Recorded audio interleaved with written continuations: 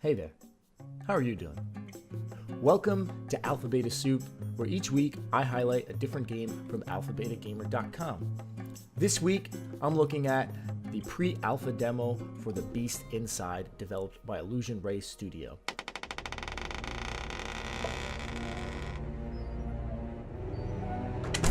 And let me tell you, from this demo alone, I am ready to throw down my money. That's right, Illusion. Great job. But before I go on and on praising and commending this game, let me catch you all up to speed on why I think this. Now, The Beast Inside is an upcoming first-person survival horror game where you actually get to play as two protagonists in different time periods. The first is CIA cryptanalyst Adam, who's living during the Cold War. The other is Nicholas, who lived in the same house that Adam's living in back during the Civil War.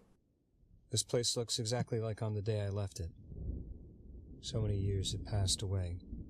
Now, the demo lets you play the first two chapters of the game. The first chapter is slower paced, but you still get that eerie feel. The first chapter is kind of getting you used to the mechanics and helping you understand how the game is played.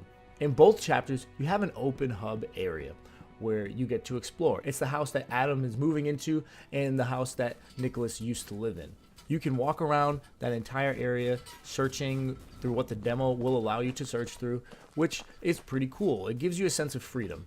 Now, I do have to say, when it started, my God, I thought I was just starting a fully launched game, a fully released game. That's how well the game is looking at this stage right now. I mean, they put together a really nice compilation for you to play. So kudos to you, Illusion. Now, in the first chapter, as you play as Adam, it's much more slower paced. So you walk around, you explore, you have simple objectives to follow. Basically, your wife Emma is telling you to move into the house and you got to learn the controls and get inside and open up the attic.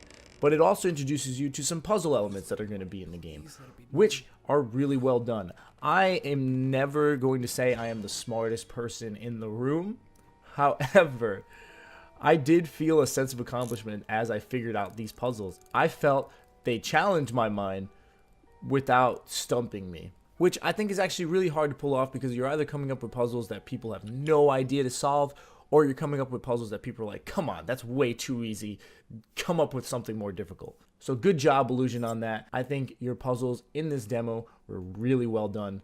Keep it up. Can't wait to see what else you have in store. Solving those puzzles allows Adam to find a journal that links you back to Nicholas. Basically, Adam is reading this journal that Nicholas wrote, and that's how you get to experience what Nicholas went through back during the Civil War, which leads into Chapter 2. Chapter 2, the game picks up the pace. Let me tell you that right now. It shows you what you're here for, the scares.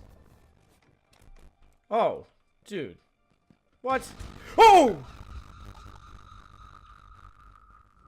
And I want to say, from Chapter 1 to Chapter 2, it's really cool to see the house in different tones. It's really neat the way they change the atmosphere of the game. In the first chapter, it's slower paced, but you're still in an eerie setting. You know something's up, something's lingering in the air. In the second chapter, it's on. It is on. Hey, who's there? Are you lost? So as you play as Nicholas, weird things are happening in the house. He's seeing things, furniture is being moved, he can hear weird voices. Your father, Wade, is dead. The candles that you light up keep going out.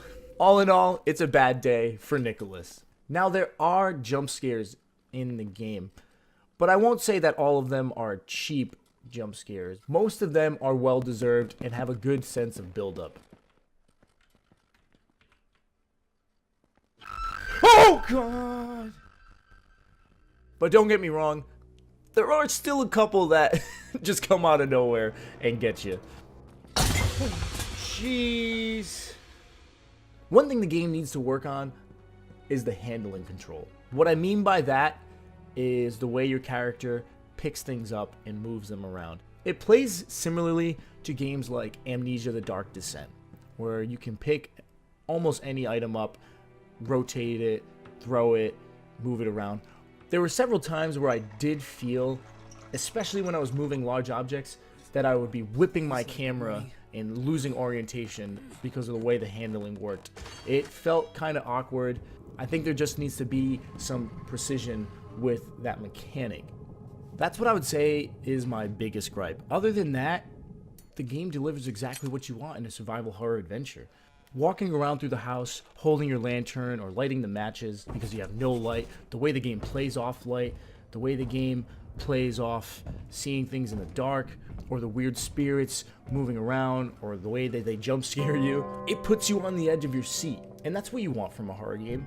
And on top of that, from these first 2 chapters, I'm very interested in seeing where the story is going to lead. At the beginning of the game, I believe you're playing Adam, but it's way into the future, and he might have something that warped his mind. I guess it's from reading the journal that Nicholas wrote. Maybe he unlocked things that now are haunting him. I don't know, but I want to find out what happened to Nicholas back in the day. I want to see what's going to happen to Adam and Emma. So way to go, Illusion Ray Studio. The music was beautiful.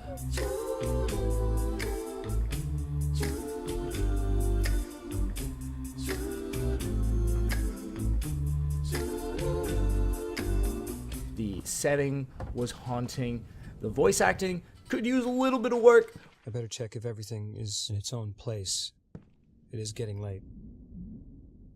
I should find some candles to light up while there's still some light. But you guys are on the right track. Again, just the controls. That's what I would say needs the most work. And even that, it's just some fine tuning.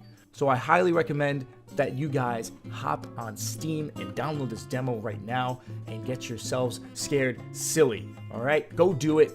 Go treat yourself to a proper survival horror demo right now. And as always, check out AlphaBetaGamer.com. These guys have tons of free alphas and betas for both indie and mainstream games, so that's a website you need to bookmark. I'm Pete.